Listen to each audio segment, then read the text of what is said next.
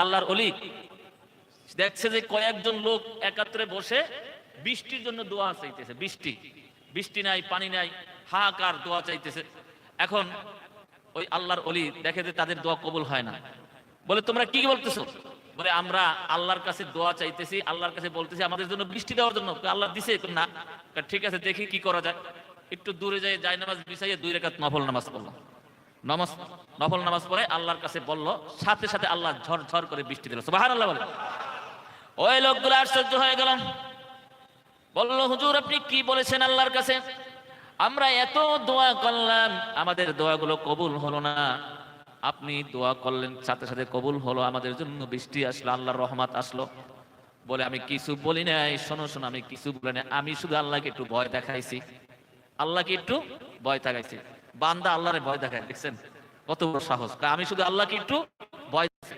বলে কি ভয় দেখাইলেন আপনি? বলে আমি বলছি আল্লাহ তুমি যদি বৃষ্টি না দাও, তুমি যদি এদের উপরে রহমত নাজিল করো, তাহলে আমি কিন্তু বলে দেব, তোমার আসল কথাটা বলে দেব। বলে হুজুর আপনি আসল কথাটা কি বলতেন? বলে আমি বলতাম যে আল্লাহ মানুষকে কষ্টে রাখে সে কখনো আল্লাহ হতে পারে না, সে কখনো দয়ালু হতে পারে না, সে কখনো গফুর রহিম হতে পারে না। আমি এই কথাটা বলবো। আল্লাহ ওই ভয়তে তোমাদের উপরে আল্লাহ বৃষ্টি দিয়েছে, কারণ আল্লাহ বৃষ্টি দিতে পৃথিবীতে আর কেউ দিতে পারে না। সুবহানাল্লাহ। হ্যাঁ, আল্লাহকে ভয় দেখাইছে, আল্লাহ বৃষ্টি দিচ্ছে, কি ঠিক না?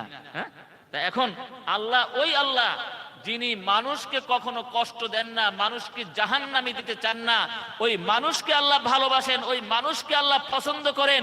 কিন্তু আপনি আমি তখনই আল্লাহর গজবের ভিতরে পতিত হয়ে যায় যখন আল্লাহর নাফরমানি করি, আল্লাহ বিরোধী কাজ করি। আল্লাহ যেটা পছন্দ করে না সেটা যখনই আমরা করি, তখন আল্লাহ আমাদের উপরে কি রাগান্বিত হয়ে যায়, গোস্বা হয়ে যায়, গজব দিয়ে যায়। বলে নাউজুবিল্লাহ, কি ঠিক না?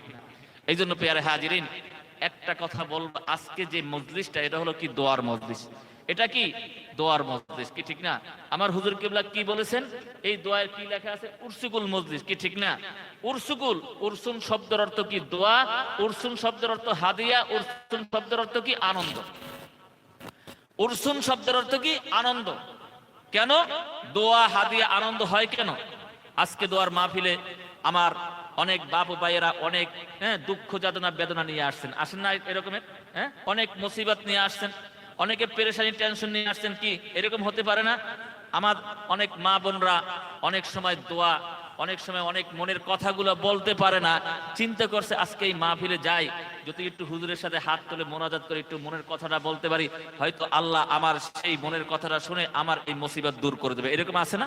কি আপনি আমি যখন আল্লাহর কাছে দোয়া করি, এই দোয়াটা তখন যখন আল্লাহ কবুল করেন, আর আল্লাহ রাব্বুল আলামিন এই দোয়াটা কবুল করে আপনার উপরে রহমত নাজিল করেন হাদিয়া হিসেবে।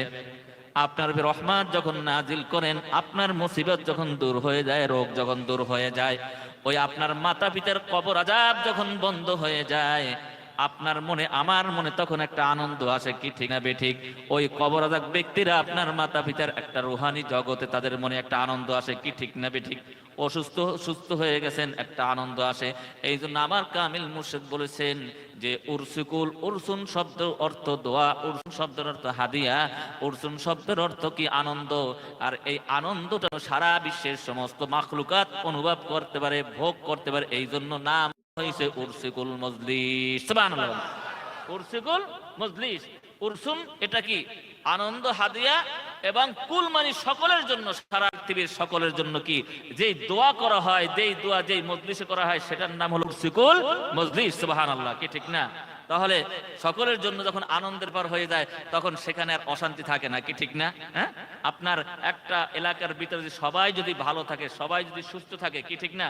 সবাই যদি কি মোটামুটি ভাবে কারো কোনো কি এই রকমের হাত পাততে হয় না, সমস্যা থাকে না, তখন সবাই কি এটা আনন্দের ভিতরে থাকে, কি ঠিক না? সবার ভিতরে একটা শান্তি থাকে, একটা ভ্রাতৃত্বভাব বজায় রাখে, কি ঠিক না? যে না সবাই আমরা শান্তি। এই জন্য কামিল মুর্শিদ সুফি আজম গাছি রহমতুল্লাহ আলাইহি সারা পৃথিবীর সমস্ত মাখলুকাতের ভিতরে যেমন আনন্দ, তাদের ভিতরে একটা কোঅপারেশন থাকে, এবং সকলে সকলের জন্য দোয়া করে, সকলে সকলের জন্য যেন আন্তরিকতা থাকে। এই জন্য উরসুকুল মজলিস কায়েম করে সকলের জন্য একটা রহমত ওয়ালা একটা দোয়ার ব্যবস্থা তিনি করেছেন। সুবহানাল্লাহ। এই জন্য পেয়ারে হাজিরিন, এই সুকুল মজলিস এবং এই মাহফিল, এটা এমন একটা মাহফিল যেই মাহফিল আল্লাহ রাব্বুল আলামিন দোয়ার মাধ্যমে রহমত নাজিল করে, কি ঠিক না? হ্যাঁ, আল্লাহ রাসূল সাল্লাল্লাহু আলাইহি ওয়াসাল্লাম বলছেন যে আল্লাহ রাব্বুল আলামিনের কাছে দোয়াটা এত পছন্দনীয়, লাইসা শাইউন আকরামা আলাল্লাহি মিনাদ দোয়া। আল্লাহ পৃথিবীর বুকে দোয়ার চেয়ে আর কিছু এত বেশি ভালোবাসেন না, পছন্দ করেন না। বান্দা যখন হাত তুলে দোয়া করে আল্লাহ বেশি বেশি খুশি হয়ে যায়। সুবহানাল্লাহ। হ্যাঁ, যখন আপনি হাত পাতবেন আল্লাহ বেশি বেশি খুশি হয়ে যায়। আমরা কার কাছে যাব? আল্লাহর কাছে, কি ঠিক না? সবচেয়ে বড় দেনেওয়ালা কে? আল্লাহ। হ্যাঁ, আপনার টাকা আছে, পয়সা আছে, কি ঠিক না?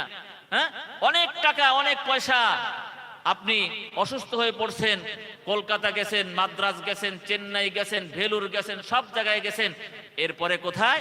বিদেশে গেছেন, কি ঠিক না? টাকার জোরে গেছেন না, টাকা দিয়ে সবকিছু করা যায় না, সব টাকা শেষ হয়ে গেছে।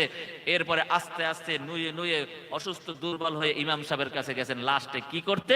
হুজুর সব তো শেষ হয়ে গেছে, টাকা পয়সা সব শেষ করছি, কোনো কিছু কাজ হয় না, হুজুর আপনি একটু দোয়া করেন, যদি আল্লাহ যদি আমার উপরে রহমত নাজিল করে হয়তো আমার এই রোগ আল্লাহ মুক্তি করে দেয়। কয় না, এরকম বলে না?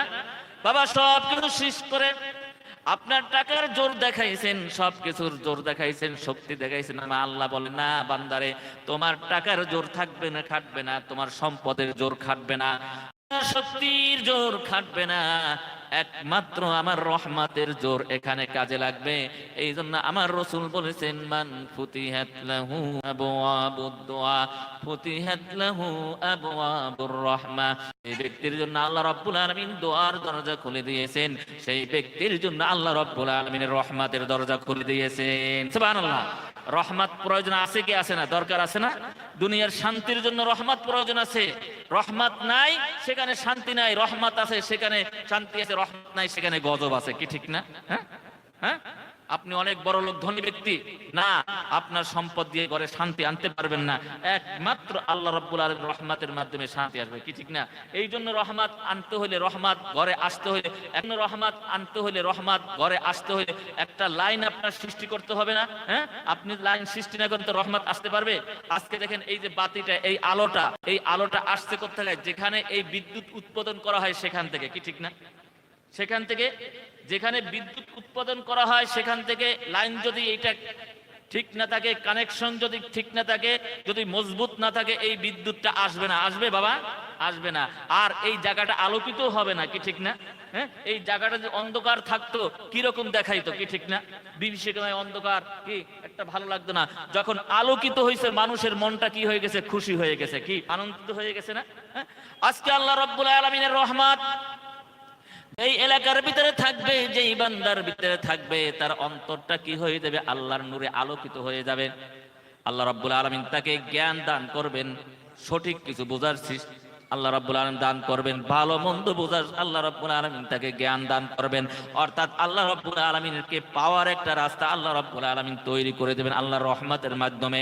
এই জন্য এই রহমতটা আমাদের লাইন ঠিক করতে হবে, আমাদের ওই কানেকশন মজবুত করতে হবে। আর এই রহমতের ট্রান্সমিটার হলো কোথায়?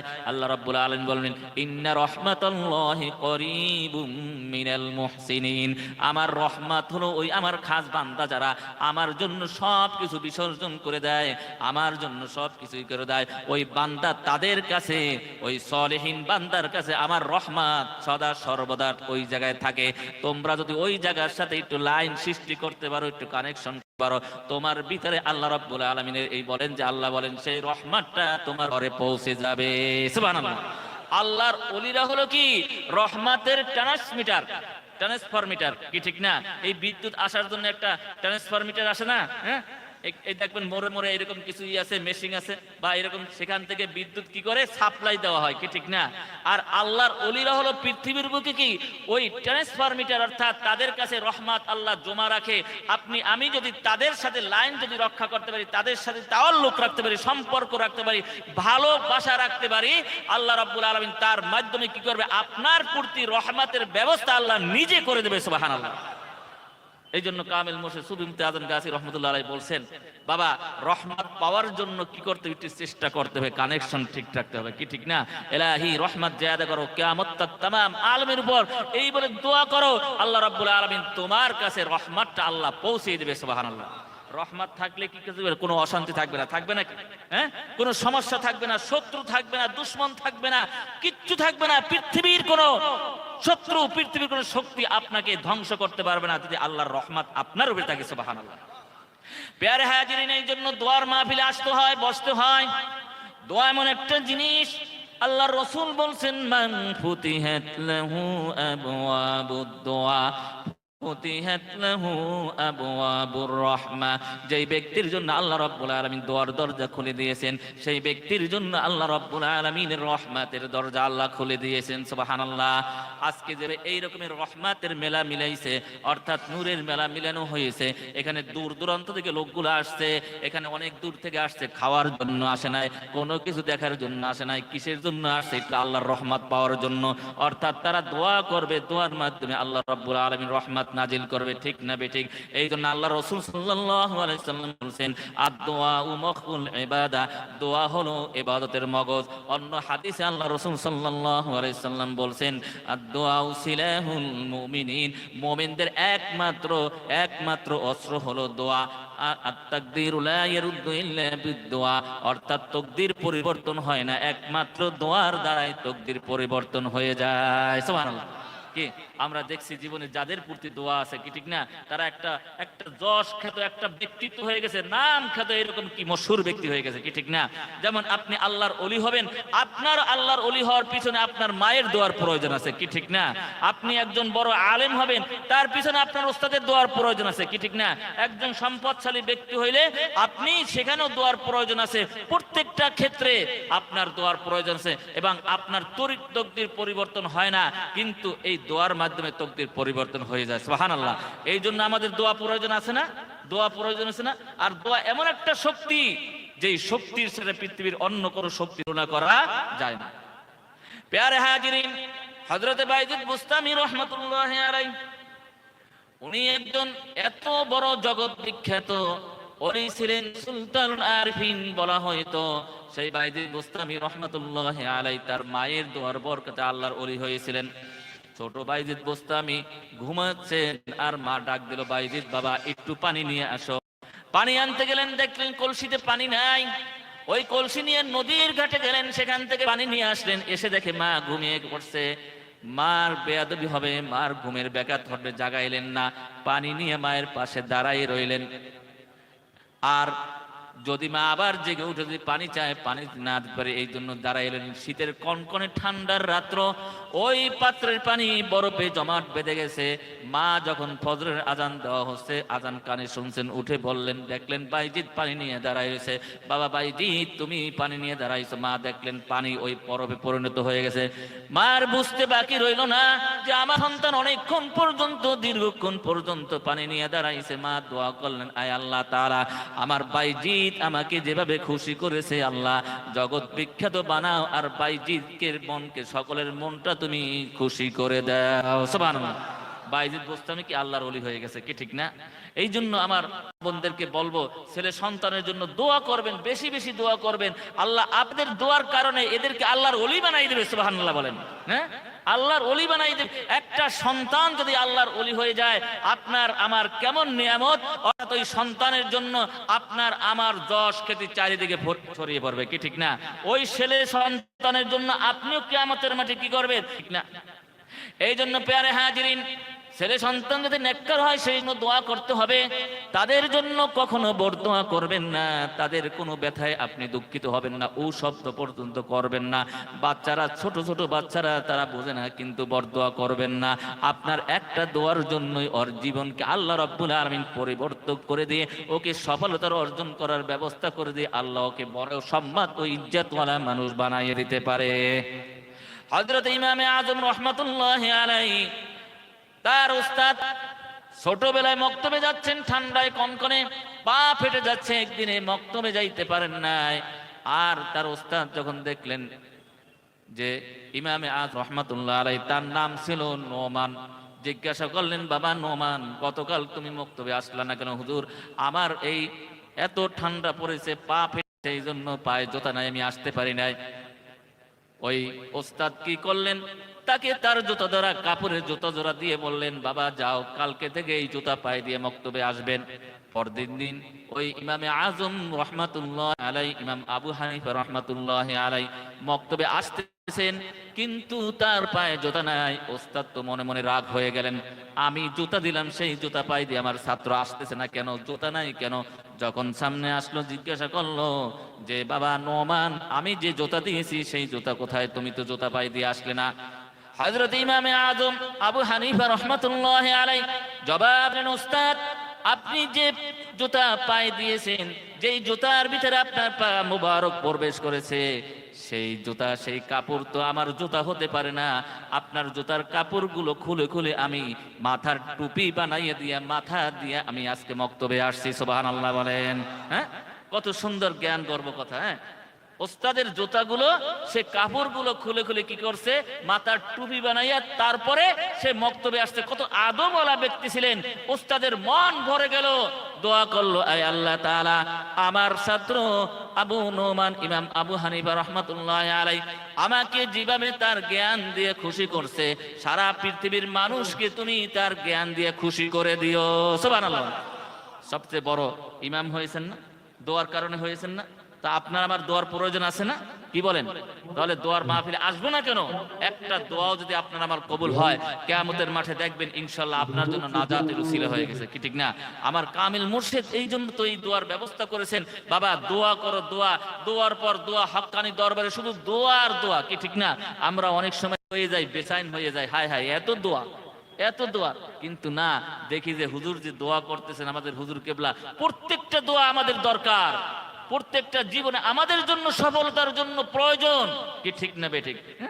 এই যে প্যারা হাজিরিন, হক্কানি আঞ্জুমানের দরবারটা সারা বিশ্বের ভিতরে এমন একটা দরবার, যেই দরবারের ভিতরে আল্লাহ রাব্বুল আলামিন সারা বছর নয়, সারা দিন নয়, সদা সর্বদা কিয়ামত পর্যন্ত রহমত নাজিল করতে থাকবে। সুবহানাল্লাহ বলেন। কারণ এই দরবারে কোনো স্বার্থ নিয়ে দোয়া করে না। কি ঠিক না? হ্যাঁ, এই জন্য প্যারা হাজিরিন, এই দোয়ার মজলিসে আমরা উপস্থিত হয়েছি, এই দোয়া আমাদের দরকার। আর দোয়া কত বড় শক্তিশালী জিনিস, আমি শুধু আপনাদের সামনে একটু দোয়ার কথা বলতেছি, এই জন্য বেশিক্ষণ সময় নেব না। আমার ভাই আসছেন মেহমান, উনি বয়ান করবেন। হ্যাঁ, শুধু দোয়া নেওয়ার জন্য, আমিও আপনাদের সামনে দোয়া নেওয়ার জন্য উপস্থিত হয়েছি। আমরা অনেক দূর থেকে আসি, আপনাদের মতো নেককার লোক, আল্লাহর আল্লাহর ওলির সংস্পর্শে থাকেন, তার সোহবতে থাকেন। আপনাদের প্রতি আল্লাহর ওলির একটা নেক নজর আছে। যদি আপনারা আমাদের জন্য দোয়া করেন, ইনশাআল্লাহ ওই দোয়াটাই আমাদের জন্য কি হয়ে যাবে, আমাদের জন্য কিয়ামতের মাঠে নাজাতের উসিলা হয়ে যাবে। সুবহানাল্লাহ বলেন। এই জন্য প্যারে হাজিরিন, দোয়া যে কত বড় শক্তিশালী জিনিস, বুখারী শরীফের হাদিসে আসছে, আল্লাহ রাসূল সাল্লাল্লাহু আলাইহি সাল্লাম একটা ঘটনা বর্ণনা করেছেন। বনি ইসরাইল জামানার তিনজন বন্ধু, তিনজন লোক, তারা এই রকমের কাফেলায় যাচ্ছে, ব্যবসা বাণিজ্যের জন্য যাচ্ছে। আর পথিমধ্যে তাদের উপরে এই রকমের ঝড় তুফান শুরু হয়ে গেল, বজ্রপাত এমন ভাবে শুরু হয়ে গেল, এমন আওয়াজ শব্দ শুরু হয়ে গেল, তারা তিনজন বন্ধু ভয় পেয়ে গেল। তারা কি করলো, একটা গুহার ভিতরে তারা ঢুকে গেল। গুহার ভিতরে যখন তারা ঢুকে গেল, হঠাৎ করে বিশাল একটা পাথর এসে ওই গুহার মুখটা এমন ভাবে আটকে দিল, তারা আর ওই গুহার ভিতর থেকে যতই চিকরা চিকরি করুক, যতই বাঁচাও বাঁচাও বলো, কেউ আর পৃথিবীর বুকে শুনবে না। এমন প্রকাণ্ড কয়েকটা নতুন একটা পাথর ওই গুহার মুখটাকে আটকে দিল। ওই গুহার ভিতরে ঢুকে ওই বন্ধুরা তখন ভয় পেয়ে গেল, বলল দেখো এই পাহাড় এলাকার ভিতরে, এই ঘন জঙ্গল, এই বসতি আল্লাহ নির্জন স্থানের ভিতরে আমরা যারা আটকা পড়েছি, পৃথিবীর কোন মানুষ আমাদেরকে আর খুঁজে পাবে না, আমাদেরকে বুঝতেও পারবে না আমরা কোথায় আটকে পড়েছি। দেখো এখান থেকে আমাদেরকে কেউ রক্ষা করতে পারবে না। সুবহানাল্লাহ। এখান থেকে কেউ রক্ষা করতে পারবে না। এমন একটা জায়গায় তারা আটকে গেল, যেই গুহাটার মুখে কয়েক টন ওজনের একটা পাথর এমন ভাবে বসে গেছে যে সেটা কয়েক হাজার মানুষ সেটাকে ঠেলেও সেটা নাড়াইতে পারবে না। কি ঠিক না? বিশাল বিপদ না? এক বিপদ থেকে আর এক বিপদের ভিতরে পড়ে গেল। কি ঠিক না? এক বিপদ থেকে বাঁচতে যাই আর এক বিপদ ভিতরে পড়ে গেল। বাঁচাবে কে? আল্লাহ। বাঁচাবে কে? আল্লাহ। দেখেন তিনজন বন্ধু, এটা আল্লাহর রসুলের হাদিস। বনি ইসরাইল, আমরা একটু সামনে একটু আগাইয়ে বসি, মানুষজন বেশি। ইনশাআল্লাহ আল্লাহ রাব্বুল আলামিনের মেহেরবানি, দেখেন কত মানুষ, বিশাল হ্যাঁ, এত বড় মজমা, এত বড় মজলিস, ইনশাআল্লাহ আমাদের ভাইরা আপনাদের জন্য ব্যবস্থা করেছে, ইন্তজার করেছে, তাদের জন্য আমরা দোয়া করি, কি ঠিক না? যারা এই ইন্তজামটা করেছে তাদের জন্য দোয়া করার দরকার না? হ্যাঁ, ইনশাআল্লাহ তাদের উপর আল্লাহর রহমত নাজিল হোক। যাই হোক, একটু আগাই আসি ভাই, একটু ফাঁকটা পূরণ করে বসি, ফাঁকটা পূরণ করে বসি। ওই বনি ইসরাইলের 3 বন্ধু যখন গুহার ভিতরে আটকা পড়ে গেল, তারা একে অপরের সাথে আলোচনা করে তারা বলল, দেখো আমার বন্ধুরা, আমার সাথীরা, আমাদেরকে এখান থেকে কেউ রক্ষা করতে পারবে না, বাঁচাইতে পারবে না। আমরা যদি কিয়ামত পর্যন্ত এই গুহার ভিতরে আটকা থাকি, কেউ জানতেও পারবে না যে আমরা 3 বন্ধু এখানে আটকা পড়ে আছি। তবে একটা জিনিস জেনে নাও, একমাত্র এই গুহা থেকে আমাদেরকে বাঁচাইতে পারে আমাদের সেই মহান পূর্ব আল্লাহ, সুবহানাল্লাহ। পৃথিবীর কেউ বাঁচাইতে পারবে না, কিন্তু কেউ বাঁচাইতে পারবে আল্লাহ, ঠিক না? আল্লাহর শক্তির সাথে কারো কোনো শক্তির তুলনা হয়? 3 বন্ধু বলা বলি করতে লাগলো, হে আমার বন্ধুরা শোনো, আমরা অনেক গুনাহ করেছি, গুনার কারণে হয়তো আল্লাহ এই বিপদ মুসিবত আমাদেরকে দিয়েছে। তবে একটা কথা শোনো, আমাদেরকে এখান থেকে বাঁচতে হলে আল্লাহর কাছে ক্ষমা চাইতে হবে, মাপ চাইতে হবে, দোয়া করতে হবে। আমার বন্ধুরা শোনো, এক বন্ধু বলতেছে, বন্ধুরা শোনো, আমরা যেই ভালো কাজ করেছি, যার যার ভালো কাজ নিয়ে আমরা আল্লাহর কাছে ক্ষমা চাই, মাপ চাই, দোয়া করি, হয়তো আল্লাহ রাব্বুল আলামিন ওই ভালো কাজের উসিলায় কি করবে, আমাদেরকে গুহা থেকে আমাদেরকে বাঁচাবার ব্যবস্থা করবে, সুবহানাল্লাহ। হ্যাঁ, ভালো কাজের উসিলা নিয়ে দোয়া করলে কি হয়? দোয়া কবুল হয়, সুবহানাল্লাহ বলেন। হ্যাঁ, হক্কানি আঞ্জুমানের আমাদের সেই আফিস হুজুর কেবলা বলতো যে এই হক্কানি ওজিফা তারাই পাবে যাদের ভিতরে 3টা অমূল্য রত্ন আছে, অর্থাৎ 3টা জিনিস আছে, যে তারাই এই হক্কানি ওজিফা পাবে। হক্কানি ওজিফা যারা পাইলো তারা বেশক জান্নাতি হয়ে গেল, সুবহানাল্লাহ বলেন। বলবেন হুজুর একেবারে ডাইরেক্ট কথা বলে দিলেন জান্নাতি হয়ে যাবে। জান্নাতে যাওয়া কি এত সহজ ব্যাপার? হ্যাঁ, হক্কানি আঞ্জুমানের নিয়ম কানুন মেনে যারা চলবে, হক্কানি আঞ্জুমান যারা ভালোবাসবে, হক্কানি আঞ্জুমানে যারা ওজিফা পড়বে, বেশক এই জমানায় যদি কোনো ব্যক্তি জান্নাতে যায় তাহলে ওই ব্যক্তি জান্নাতে যাবে ইনশাআল্লাহ, এই ওজিফা পড়তে পড়তে, সুবহানাল্লাহ। কারণ আমি বলতেছি সামনে কেন তারা জান্নাতে যাবে। যাই হোক, ওই 3 বন্ধু দোয়া করতেছে। এক বন্ধু বলতেছে, ভাই শোনো, আমি আমার জীবনে আমি অনেক গুনাহ করছি, তার মধ্য থেকে আমার একটা ভালো কাজ আছে। সেই ভালো কাজটা কি? দেখো, আমি ব্যবসায়ী ছিলাম, আমি অনেক বকরি টকরি লালন পালন করতাম, কিন্তু আমার একটা কাজের লোক ছিল, ওই লোকটা হঠাৎ করে দেখি একদিন চলে গেছে, নাই আমার কাছে বলে যায় নাই। আমি কি করলাম, ওর যে স্যালারি বেতনটা আলাদা করে রাখলাম, আলাদা করে রেখে আমি কি করলাম, ওই টাকা দিয়ে, ওই স্যালারি দিয়ে আমি আবার ব্যবসা শুরু করলাম। একদিন দেখি হঠাৎ করে সে উপস্থিত হয়ে বলতেছে, মনিব আমার অন্যায় করেছি, মাফ করে দেন, আমার মা অসুস্থ ছিল, এই জন্য চলে গেছি, আসতে পারি নাই বিভিন্ন ঝামেলার কারণে, আপনার কাছে যে পাওনা টাকাগুলো ছিল আমাকে দিয়ে দেন। আমি তখন বললাম, শোনো, তোমার টাকা শুধু টাকা নয়, অনেকগুলো টাকা হয়েছে। ওই মাঠের ভিতরে যে সমস্ত বকরিগুলো আছে এগুলো সব তোমার। বলে, হুজুর আমার সাথে আপনি কি ঠাট্টা করতেছেন? বলে, ঠাট্টা করি না, শোনো, তোমার টাকা দ্বারা আমি ব্যবসা করছি, আর ব্যবসার কারণে আজকে এই সম্পদগুলো তোমার হয়েছে, তুমি সব নিয়ে যাও, সুবহানাল্লাহ। হ্যাঁ, এমন একটা কাজ সে করেছে, দেখেন। হ্যাঁ, এটা কি কাজ করেছে? এটা হলো হালাল একটা ব্যবস্থা করেছে, কি ঠিক না? হ্যাঁ, আর তখন ওই ব্যক্তি ওই বকরিগুলো নিয়ে গেল। আয় রব্বুল আলামিন, আমার এই কাজটা যদি তোমার কাছে ভালো লেগে থাকে, পছন্দ নেই হয়ে থাকে, আয় আল্লাহ, এই বিপদ সংকটময় সময় তুমি আমাদেরকে একটু বাঁচার ব্যবস্থা করো, আমাদেরকে বের করার ব্যবস্থা করে দাও। ওই 3 বন্ধু আমিন আমিন বলতেছে, চোখের পানি ফেলতেছে, আর এক এক ফোঁটা পানি জমিনে পড়তেছে, আর ওই জমিন গুলো থর থর করে কাঁপতেছে, পাহাড় পর্বত থর থর করে কাঁপতেছে। কিতাবের ভিতরে আসছে, আর ওই জমিন আল্লাহর কাছে ফরিয়াদ করতেছে, রব্বুল আলামিন তোমার এই বন্ধুদেরকে, এই বান্দাদেরকে এখান থেকে বের করে দাও, আমরা সহ্য করতে পারি না। আমরা জমিন, আমাদের ভিতরে কম্পন সৃষ্টি হয়ে গেছে। সাথে সাথে আল্লাহ রব্বুল আলামিন জমিনকে একটু কম্পন সৃষ্টি করছে, ওই পাথরের একটু সরে গিয়ে একটু আলো তাদের ভিতরে প্রবেশ করা শুরু করছে, সুবহানাল্লাহ। হ্যাঁ, যেই পাথর কয়েক হাজার মানুষও কি করতে পারবে না, সরাইতে পারবে না, এই দোয়ার কারণে কি করছে, ওই পাথরটা সরে গিয়ে আলো তাদের গুহার ভিতরে প্রবেশ করছে। সুবহানাল্লাহ। তারা দেখে খুশি হয়েছে না? আলোর একটু আসার একটু সঞ্চার হয়েছে না, যে না হয়তো আল্লাহ রাব্বুল আলামিন আমাদের দিকে মুখ থাকছে। দ্বিতীয় ব্যক্তি বলতেছেন, ভাই শোনো, আমার একটা ভালো কাজ আছে। কি কাজ? বলে দেখো, আমার এক বৃদ্ধা মা ছিল, আমি মাকে খুব ভালোবাসতাম, মাকে আমি বেশি করতাম, আদর যত্ন করতাম।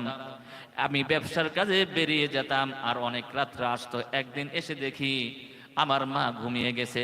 বিবিকে বললাম, বিবি আমার মার জন্য কিছু রেখেছো কিনা? বলে না, তোমার মা ঘুমিয়ে গেছে, তোমার জন্য আমি এই এক পালা দুধ রেখেছি, এগুলো খাইয়া ঘুমাইয়া পড়ো। আমি বললাম, না না, আমার মা খাবে না, আমিও খাবো না। আমি মাকে উঠাইলাম, উঠাইয়া যত্ন করে ওই দুধ মাকে খাওয়াইলাম। মা খুশি হয়ে আমার জন্য দোয়া করলো, আয় আল্লাহ তাআলা, আমার এই ভালো কাজটি যদি তোমার কাছে পছন্দনীয় হয়ে থাকে, আল্লাহ এই বিপদময় সংকটময় সময় তুমি আমাদেরকে বাঁচাবার ব্যবস্থা তুমি করে দাও। কিতাবের ভিতরে আসছে, তিন বন্ধু কাঁদতেছে, চোখের পানি ফেলতেছে, আর ওই রকম জমিন থরথর করে কাঁপতেছে। জমিন আল্লাহর কাছে ফরিয়াদ করতেছে, রব্বুল আলামিন তুমি এই তোমার বন্ধুদেরকে এখান থেকে সরিয়ে নাও, নাইলে আমরা ঠিক থাকতে পারি না। আল্লাহ রাব্বুল আলামিন এবার কি করছেন, ওই পাথরটা সরাইয়া আরো একটু এই রকমের করে খোলাসা করে দিয়েছেন, যাতে করে পরিপূর্ণ আলোটা তাদের ওই গুহার ভিতরে পড়তে পারে। সুবহানাল্লাহ। তাদের ভিতরে কি হয়েছে, এখন একটা কি হয়েছে, একটা আশার সঞ্চার হয়েছে, না আমরা বাঁচতে পারবো। তৃতীয় ব্যক্তি বললেন, ভাই আমারও একটা কাজ আছে। কি কাজ? বলে দেখো, আমি ছিলাম ধনী ব্যক্তি, আমার এক চাচাতো বোন ছিল, তার প্রতি আমার কুদৃষ্টি পড়ে গেল, আমি তাকে কোনো রকমই ভাগে আনতে পারি না। একদিন তার একটা সমস্যা হয়ে গেল, সে আমাকে কাছে কিছু টাকা নিল। আমি বললাম তোমাকে দিতে পারি, এই শর্ত যদি তুমি মানো। সে রাজি হয়ে গেল। যখন আমি তার কাছে গেলাম, সে বলল, হে আল্লাহর বান্দা, তুমি আল্লাহকে ভয় করো। যখন এই কথা বলেছে, আমার শরীরের ভিতরে কম্পন সৃষ্টি হয়েছে, আল্লাহর ভয়টা এসে গেছে। আমি তাকে ছেড়ে দিয়ে আমি চলে আসছি। আয় আল্লাহ তাআলা, আমার যদি এই কাজটা যদি তোমার পছন্দ হয়ে থাকে, তোমার কাছে ভালো লেগে থাকে, আল্লাহ আমাদেরকে এই গুহা থেকে তুমি আমাদেরকে বের করার ব্যবস্থা করে দাও। চোখের পানি ছেড়ে দিয়ে কাঁদতেছে, আল্লাহর কাছে ফরিয়াদ করতেছে। কিতাবের ভিতরে আসছে, এমন জমিন কেঁপে উঠলো, ঝলঝলা শুরু হয়ে গেল। ওই পাথরটা ওখান থেকে সরে গিয়ে তাদেরকে মুক্ত করে দিল। আমার ভাইরা দেখেন, এই তিনটা ভালো কাজ তারা করেছে। এই তিনটা ভালো কাজের মধ্যে আল্লাহ রাব্বুল আলামিন তাদের বিশাল একটা বিপদ থেকে আল্লাহ তাদেরকে হেফাজত করেছে। সুবহানাল্লাহ। এই জন্য পেয়ারে হাজিরিন, আজকে আমরা এমন একটা ভালো কাজে এসেছি, এমন একটা ওজিফার মাহফিলে এসেছি, যেই কোরআন আল্লাহ রাব্বুল আলামিন এত পছন্দ করেন, এত ভালোবাসেন। এই কোরআনী মাহফিলে যখন আমরা এসেছি, বসেছি, আল্লাহ রাব্বুল আলামিন হয়তো আপনার আমার এই ভালো কাজটা কবুল আর মঞ্জুর করে আপনার জীবনেও আমাদেরকে এইরকম সফলতা দিতে পারে। কি ঠিক না বেঠিক? পারে না? হ্যাঁ। এই জন্য পেয়ারে হাজিরিন, আল্লাহর কাছে আমরা দোয়া করব, আল্লাহ যেন আমাদেরকে এই ওজিফা, এই কোরআনী মজলিসের উসিলায় যেন আল্লাহ আমাদেরকে মাফ করে দেয়। সুবহানাল্লাহ। আজকে আমার ভাইয়েরা কত সুন্দর বিশাল একটা মাহফিল করেছে। এটা বিশাল মাহফিল না, এটা হইল কি রহমতের একটা মেলা, রহমতের একটা বস্তা। সুবহানাল্লাহ বলেন। রহমতের বস্তার ভিতরে যদি বসতে পারেন, আপনিও দামি হয়ে যাবেন, আপনি রহমতওয়ালা হয়ে যাবেন। কি ঠিক না? আমরা ধান চাষ করি, আর ওই ধানের ভিতরে চিটা থাকে, আর যখন আমরা বস্তায় দান করি, সেখানে কিছু চিটা উঠে যায়। কি ঠিক না? চিটা যখন উঠে যায়, তখন কি হয়, ওই চিঠা, ওই ধানের সাথে চিঠারও মূল্য বেড়ে যায়, দামি হয়ে যায়। কি ঠিক না? চিটা থাকে না, সেটাকেও কি হয়ে যায়, মানুষ কিনে নিয়ে যায়। ঠিক আজকে এখানে কিছু রহমতওয়ালা মানুষ যখন বসে, আপনি আমি যখন এই মজলিসে বসে যাই, এই রহমতের বস্তার ভিতরে বসে যায়, আলহামদুলিল্লাহ, আল্লাহ আপনাকে কবুল আর মঞ্জুর করে ভালোবাসে, আপনাকেও আল্লাহ কি করে, রহমতওয়ালা বানাই দেয়। সুবহানাল্লাহ। এই জন্য আমার রাসূল বলেছেন, আল্লাহ রাসূল বলেছেন, ওয়ামাজতামা কওমুন ফি বাইতিন মিন বুয়ুতিল্লাহ ইয়াতলুনা কিতাবাল্লাহি ওয়া ইয়াতাদারাসুনা বাইনাহুম ইল্লা মা নাযালাত আলাইহিমুস সাকিনাহ ওয়া গাশিয়াতুমুর রাহমা ওয়া হাফাতুমুল মালায়েকা ওয়া যাকারাহুমুল্লাহু ফি মান ইনদাহু। আল্লাহ রাসূল সাল্লাল্লাহু আলাইহি সাল্লাম বলেছেন, তোমরা যে কোনো জায়গায় বসে বসে কোরআন শরীফ তেলাওয়াত করো এবং ওই কোরআন সম্পর্কে আলোচনা করো, আল্লাহ রহমত নাজিল করবে, তোমাদের উপরে আল্লাহ রাব্বুল আলামিন সাকিনা নাজিল করবে, রহমত দ্বারা বেষ্টন করে রাখবে এবং রহমতের ফেরেশতা তোমাদেরকে ঘিরে রাখবে। আর ওই ফেরেশতারা আরশ আজিম পর্যন্ত পৌঁছে যাবে। আল্লাহ রাব্বুল আলামিন ওই ফেরেশতাদেরকে বলবে, হে ফেরেশতারা, আমার বান্দারা সমস্ত কিছু বাদ দিয়া আমার মহাব্বতে, আমার রসুলের মহাব্বতে, আমার কোরআনের মহাব্বতে আজকে এই মাহফিলেও চলে এসেছে। আর এই মাহফিল যারা বসছে, আমি আল্লাহ তোমাদের সাক্ষী রেখে তাদের জীবনের গুনাহ খাতা মাফ করে দিয়ে দাম। সুবহানাল্লাহ। হযরত আতা রাহমাতুল্লাহ আলাইহি বলতেছেন, শোনো, মাহফিলে বসলে, নুরানি কোরআনি মাহফিলে বসলে আল্লাহ যে তার জীবনের গুনাহ খাতা মাফ করে দেয়, তার একটা প্রমাণ আতা রাহমাতুল্লাহ আলাইহি বলতেছেন যে আমি এক এলাকার ভিতরে বসবাস করতাম। সেই এলাকার ভিতরে একটা লোক ছিল জালিম, সে আল্লাহর নাফরমান ছিল, কিন্তু মৃত্যুর পরে আমি দেখি সেই লোকটা জান্নাতের বাগানে ঘোরাফেরা করতেছে। জিজ্ঞাসা করলেন, বুক, তুমি তো আল্লাহর নাফরমান বান্দা ছিলে, জালিম ছিলে, কিন্তু এত বড় নিয়ামত হাসিল করলে কিভাবে? আল্লামা রহমাতুল্লাহ আলাইহি বললেন, স্বপ্নের ভিতরে ওই জালিম লোকটি, ওই আল্লাহর বান্দা, সে বলতে লাগলো, হুজুর কথা ঠিক, আমি তো নাফরমান ছিলাম, জালিম ছিলাম, কিন্তু একটা নুরানি কোরআনি মজলিসে বসছি, রহমাতুল্লাহ মজলিসে বসছি, আর ওই মজলিসে যারা বসছে আল্লাহ তাদের জীবনের গুনাহ খাতা মাফ করে দিয়েছে, আমার জীবনের গুনাহ খাতা আল্লাহ মাফ করে দিয়েছে। সুবহানাল্লাহ। হ্যাঁ, সেই রকম মজলিস এটা হতে পারে না? গুনাহ খাতা মাফ করার মজলিস এটা হতে পারে না? হ্যাঁ, তাহলে আমরা আসছি, এটা তো আমাদের বিফল যাবে না ইনশাআল্লাহ, কি বলেন? বিফল যাবে না। হয়তো একটা মজলিস কিয়ামতের মাঠে আপনার আমার জন্য নাজাতের উসিলা হইতে পারে, কি ঠিক না? এই জন্য পেয়ারে হাজিরিন, এই দোয়ার মাহফিলে আমরা উপস্থিত হব, বসবো, রহমতের বস্তার ভিতরে আমরা একটু কি আল্লাহর কাছে কি করব, আল্লাহর কুদরতিকে আমরা একটু ফটো তুলে নেব। সুবহানাল্লাহ বলেন। হ্যাঁ, আমার আল্লাহ এত মহান, আমার আল্লাহ এত দয়ালু যে আপনাকে আমাকে জাহান্নামে দিতে চায় না। আল্লাহ কিয়ামতের মাঠে এইরকম কিছু কিছু বাহানা আল্লাহ তালাশ করবেন যে আমার বান্দারা আমার কোন কোরআনী মজলিসকে ভালোবেসে, আমার কোন ওলি আল্লাহর মজলিসে ভালোবেসে তারা একটু সময় বসছে কিনা দেখো ফেরেশতারা। যখন দেখা যাবে আপনি এই মজলিসটায় বসছেন, আপনার ফটোটা ওই কুদরতি ক্যামেরার ভিতরে উঠে গেছে, আল্লাহ কি করবেন? আপনাকে আল্লাহ আর জাহান্নামে দিতে পারবেন না, আল্লাহ আপনাকে জান্নাতি করে দেবেন। সুবহানাল্লাহ। হ্যাঁ, আপনাকে জান্নাতি করে দেবেন। সুবহানাল্লাহ। যেই লোকটা আল্লাহকে সিজদা করেছে, যেই লোকটা আল্লাহর কাছে ক্ষমা চাইছে, আল্লাহ কখনো তাকে জাহান্নামী করে দিতে চায় না, কি ঠিক না? জান্নাতি করে দিতে চায়। এই জন্য আজকে মজলিসটা আর আমার জন্য কি একটা জান্নাতে যাওয়ার একটা ফয়সালার মজলিস, একটা জান্নাতি টিকিট পাওয়ার একটা মজলিস। সুবহানাল্লাহ বলেন। জান্নাতের টিকিট আজকে এই মজলিস থেকে আপনি নিয়ে যাবেন, কারণ আমার হুজুর বলছে যে জান্নাতের টিকিট দুনিয়া থেকেই নিয়ে যাইতে হয়, কি ঠিক না? দুনিয়া থেকে নিয়ে যাইতে হয়, কি ঠিক না? একটা ঘটনা আছে, হযরত হারুন আর রশিদ বাদশা, তার বিবি জুবাইদা, এরা একটা ঘটনা এরকম কিতাবের ভিতরে লিপিবদ্ধ আছে যে জান্নাত, হযরতে বাহলুল একজন আল্লাহর ওলি ছিলেন, পাগল বেশে তিনি চলতেন, কাউকে তিনি নিজের জিনিসটা বুঝতে দিতে পারতেন না, পরিচয় দিতেন না। অর্থাৎ আল্লাহর ওলিরা কখনো চায় না যে তাকে কেউ আল্লাহর ওলি মনে করুক, কি ঠিক না? যদি এইরকম যদি পরিচয় পাওয়া যায়, ওই আল্লাহর ওলি আর দুনিয়াতে থাকতে চায় না, বলে না আল্লাহ এখন দুনিয়াটা আমার জন্য কি হয়ে গেছে, ঝামেলা হয়ে গেছে, কি ঠিক না? আমরা যে বর্তমান আমাদের হুজুর কেবলা, গদ্দিনিসীন হুজুর কেবলা, যিনি গদ্দিনিসীন হবেন, এই জিনিসটা যে আগে যদি বুঝতে পারতাম, তা হুজুর কেবলা কি ফ্রিলি ভাবে চলাফেরা করতে পারতো? বল, হ্যাঁ, হুজুর কেবলা কি সকলের সাথে মিশতে পারতো? মিশতে পারতো না, কি ঠিক না? হ্যাঁ, এখন যখন হুজুর কেবলা হয়েছে, আমরা আর হুজুর কেবলার সাথে মিশতে পারি না, কি ঠিক না? বেঠিক পারি নাকি বলেন? হুজুর কেবলার সাথে মুসাফা করতে পারি, হুজুর কেবলার সাথে একত্রে খানা খাইতে পারি, হুজুর কেবলার সামনে যাই বসতে পারি, হুজুর কেবলাকে যে কোনো প্রশ্ন করতে পারি, হুজুর কেবলাকে যে কোনো আমরা ঝামেলা করতে পারি না, কারণ উনি ওনার পরিচয়টা হয়ে গেছে। এখন কি হয়ে গেছে, আমাদের ভিতরে আল্লাহ রাব্বুল আলামিন একটা ভয় ঢুকাইতেছে, না আল্লাহর ওলির সাথে কখনো বেয়াদবি করা যাবে না। মান আদালি ওয়ালিয়ান ফাকাদ আযানতুহু বিল হারব, আমার ওলির সাথে কখনো দুশ্মনী করবে না, শত্রুতা পোষণ করবে না, তাহলে আমি আল্লাহ তার সাথে যুদ্ধ ঘোষণা করে। আমরা দেখি একজন ওলি, একজন মানুষ, কিন্তু না, তিনি এমন একটা আগুন, ওই আগুনের কাছে গেলে যেমন জ্বলে পুড়ে যায়, আপনিও যদি ওই রকম কাছাকাছি বেয়াদবি, আপনিও জ্বলে পুড়ে যাবেন। হ্যাঁ, আপনিও জ্বলে পড়ে যাবেন। এই জন্য সাবধান, আল্লাহর ওলির দরবারে গেলে আদবের সাথে বসতে হবে, আদবের সাথে কথা বলতে হবে।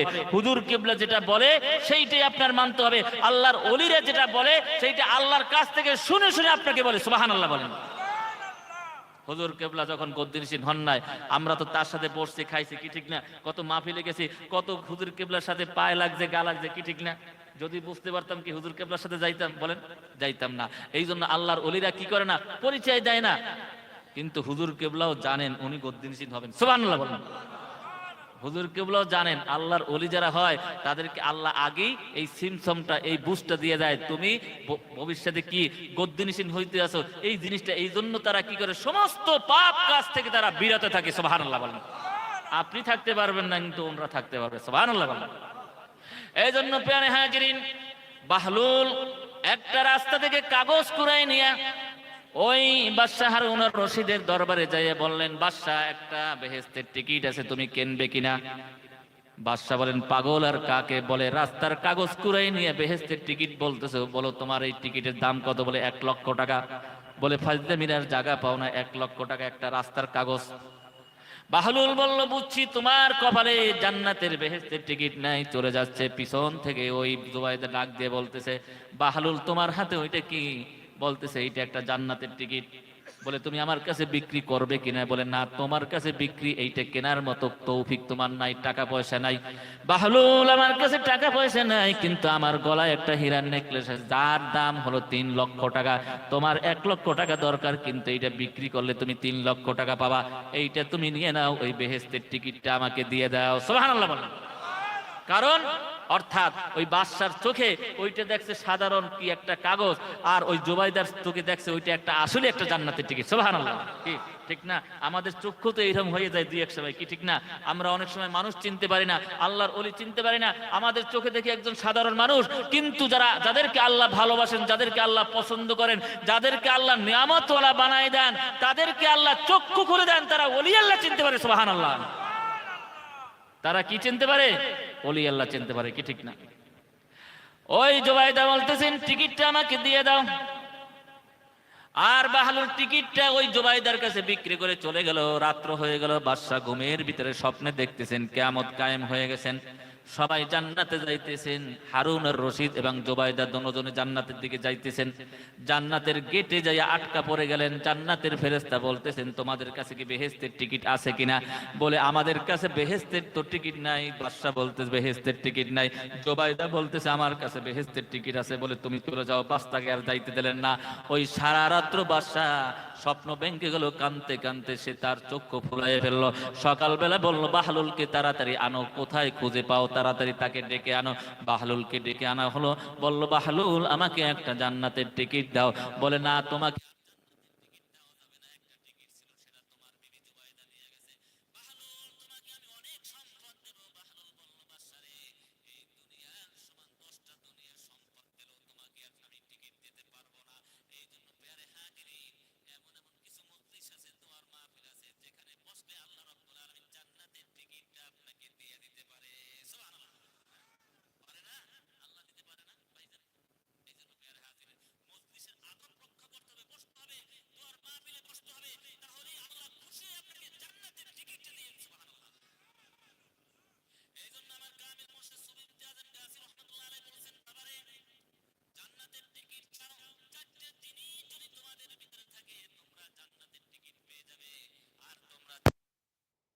জান্নাতে তোমরা হকদার হয়ে যাবে, আর জান্নাতের ভাষা তোমরা শিখে জান্নাতের চাবি তোমরা পেয়ে যাবে।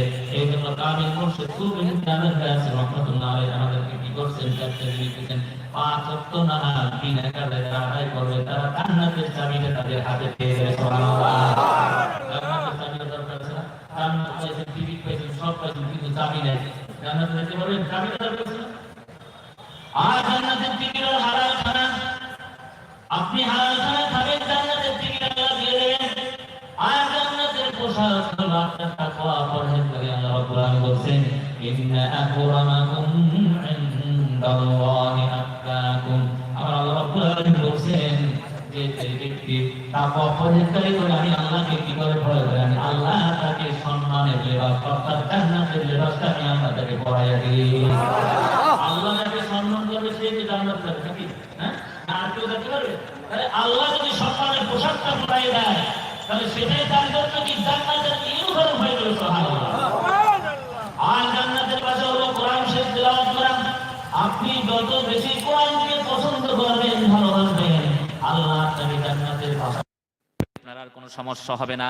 আমার রাসূল বলেছেন ইউকালু লিসাহিবিল কোরআন ইকরা ওয়ারতাকি ওয়ারাতিল কামা কুনতা তুরাতিলু ফিদ দুনিয়া ফাইন্না মানজিলাকা ইনদা আখিরি আয়াতিন তাকরাউহা। আমার রাসূল বলেছেন যে যারা কোরআনকে ভালোবাসে, কোরআন মুহাব্বত করে, তেলাওয়াত করে, আল্লাহ রাব্বুল আলামিন কিয়ামতের মাঠে তাকে বলবেন ইউকালু লিসাহিবিল কোরআন, হে সাহেবে কোরআন, কি ঠিক না? অনেকে আবার আমরা চিন্তা করি কোরআন শরীফ পড়তে জানি না তো আমরা কি না, যারা কোরআন শরীফ পড়তে পারেন না কোরআনকে মহব্বত করেন, কি ঠিক না? এটা তো ভালোবাসা, কি ঠিক না? হ্যাঁ, এটাও তো ভালোবাসা। আপনি নামাজ পড়তে পারেন না ঠিক মতো, কিন্তু নামাজকে ভালোবাসেন, কি ঠিক না? হ্যাঁ, আপনি আল্লাহর ওলিকে ভালোবাসেন, এটা একটা মহব্বত। এই মহব্বতের কারণে আপনিও সাহিবে কোরআন হয়ে যাবেন কিয়ামতের মাঠে। আল্লাহ রাব্বুল আলামিন আপনাকে ডেকে ডেকে বলবে, হ্যাঁ, ইউকালু লিসাহিবিল কোরআন ইকরা, পড়তে থাকো, অর্থাৎ কি উঠতে থাকো, অর্থাৎ একটা আয়াত পড়বেন আর একটা তাল উঠবেন, এইরকম। হ্যাঁ, কামা কুনতা তুরাত্তিলু ফিদ দুনিয়া, যেমনি ভাবে তুমি দুনিয়াতে কোরআন শরীফ পড়েছো, ফাইন্না মানজিলাকা ইনদা আখিরি আয়াতিন তাকরাউ, আল্লাহ বলবেন যাও পড়তে থাকো, উঠতে থাকো, মিনাল জিন্নাতি ওয়ান নাস, অর্থাৎ সেখানে তোমার বাসস্থান, অর্থাৎ ৬৬৬৬ তলার বিল্ডিং এর মালিক আল্লাহ আপনাকে আমাকে বানাই দেবে। সুবহানাল্লাহ। দুনিয়াতে কিছু নাই, কিন্তু আখিরাতে এত বড় বিল্ডিং এর মালিক হইলে খুশি লাগবে না? এই জন্য কি একটু কষ্ট করতে হবে না? এমনি পরিশ্রমী কি করবেন জান্নাত কিনে না? আল্লাহ রাব্বুল আলামিন বলছেন একা নয় আপনাকে আমাকেও বানাই দিয়ে গেছেন, যদি ওনার এই একা নয় আপনাকে আমাকেও বানাই দিয়ে গেছেন, যদি ওনার এই সিলসিলা মতো চলতে পারেন, ওনার এই ওজিফা ঠিক মতো আমল করতে পারেন, ইনশাআল্লাহ কিয়ামতের মাঠে উনিও জান্নাতে, আপনাদেরকেও জান্নাতে নিয়ে যাবেন। সুবহানাল্লাহ। আমরা ওয়াজ শুনি না, হুজুর কিবলা কি বলছেন যে তোরা তোদের একটা পীর ভাই, হ্যাঁ, পীর ভাই ছাড়া তোরা জান্নাতে যেতে পারবি না। বলে না হুজুর কিবলা, হ্যাঁ, আমিও যাব না তোমরাও যাবি না, কি ঠিক না? একজন পীর ভাই আর একজন পীর ভাইকে ছেড়ে কখনো কেউ জান্নাতে যাবে ওয়াদা কে করাইছে? হুজুর কিবলা করাইছে, কি ঠিক না? হুজুর কিবলা অবশ্যই জান্নাতের মালিক, আল্লাহ তাকে কি করছেন, আমাদের মতো গুনাহগারদের তাদের পিছে পিছে জান্নাত দেওয়ার ব্যবস্থা ইনশাআল্লাহ করেছেন। সুবহানাল্লাহ। আমরা সবাই বলি আমিন ইনশাআল্লাহ। ভাইয়েরা আমার, ধৈর্য সহকারে বসবেন। আমার এক ভাই এখানে উপস্থিত আছে, উনি বয়ান করবে ইনশাআল্লাহ। এরপরে ওইভাবে উরসিকুল হবে, তারপরে আখিরি মোনাজাত করে আপনারা সবাই চলে যাবেন। কারণ আল্লাহ রাব্বুল আলামিন যখন আপনারা বসছেন কিতাবের ভিতরে আসছে, আর এই মাহফিল শেষ হওয়ার পরে যখন আপনি একেবারে আখিরি মোনাজাত করে যান, তখন আল্লাহ কি করে? আল্লাহর ফেরেশতারা কুমু মাগফুর আল্লাকুম, অর্থাৎ দাঁড়াও দাঁড়াও, তোমাদের জন্য শেষ যে নিয়ামত, শেষ যে ইনাম পুরস্কার, সেটা হলো তোমাদের জীবনের গুনাহ খাতা আল্লাহ মাফ করে দেবে। সুবহানাল্লাহ। তাহলে আমরা আখিরি মোনাজাত করে যাবো তো ইনশাআল্লাহ, আখিরি মোনাজাত করবো তো ইনশাআল্লাহ। আখিরি মোনাজাত এটা কি এটা একটা পুরস্কার পাওয়া, কি ঠিক না? পুরস্কার নিতে চাই না আমরা? অনেকক্ষণ ধৈর্য ধরে বসেছি, কি ঠিক না? আপনি দেখবেন কোন জায়গায় যদি সেমিনার হয়, সভা হয়, আর সেখানে যদি পুরস্কার দেওয়া হয়, তখন সবাই সেখানে ধৈর্য সহকারে বসে, কি ঠিক না? সভা শেষ নেওয়া হওয়া পর্যন্ত পুরস্কার দেয় না, দেয় নাকি? তখন পুরস্কারের লোভে সবাই বসে থাকে, কি ঠিক না? সবাই চিন্তা করে পুরস্কারটা আমি পাবো, ও বলে আমি পাবো, কি ঠিক না? কিন্তু সবার মনে একটা আশা পুরস্কার পাবো, এই জন্য পুরস্কার আল্লাহ দেবে আখেরি মোনাজাতের মাধ্যমে। এই পুরস্কার আমরা নিয়ে যাইতে চাই, ঠিক না? সবাই একটু ধৈর্য সহকারে বসবো কি বসবো না? মাঝে মধ্যে কিছু লোক যাই আমরা তাবারক খেয়ে আসবো, আবার বসবো, তাবারক খেয়ে আসবো, আবার বসবো, কি ঠিক না? আর ওই পুরস্কার আল্লাহ পাক পক্ষ থেকে নেবো, কি ঠিক না? আমরা জানি রমজান মাসটা মানুষ কষ্ট করে, কি ঠিক না? হ্যাঁ, রিয়াজত করে, হ্যাঁ, সিয়াম করে, সাধনা করে অনেক, তারপরে ঈদের নামাজ পড়তে যায়, তখন আল্লাহ সবাইকে কি নিয়ামত পুরস্কার দিয়ে বাড়ি পাঠাই দেয়, কি ঠিক না? হ্যাঁ, বাড়ি পাঠায় না? সেই জন্য যারা ওই ঈদের নামাজটা পড়তে যায় না, তারা বঞ্চিত হয়ে যায়, কি ঠিক না? এই মাজমার ভিতরে, এই মাহফিলের ভিতরে আল্লাহ আপনাকে আমাকে পুরস্কার দিবেন। হয়তো জান্নাতের চাবিটা আপনাকে আমাকে দিয়ে দেবে, হয়তো জান্নাতের টিকিটটা আপনাকে আমাকে দিয়ে দেবে। এই জন্য আমরা একটু অপেক্ষা করব, ধৈর্য সহকারে বসবো ইনশাআল্লাহ। আল্লাহ রাব্বুল আলামিন হয়তো আজকের মজলিসটার ভিতরে আপনার জন্য আমার জন্য একটা নির্ধারণ হয়ে যাবে, আমরা জান্নাতি না জাহান্নামী, কি ঠিক না? এই জন্য ইনশাআল্লাহ বসবো কিনা? বসবো। আমার ভাই ইনশাআল্লাহ এখন বয়ান করবে, সবাই আমরা দোয়া করবো। আখির দাওয়া।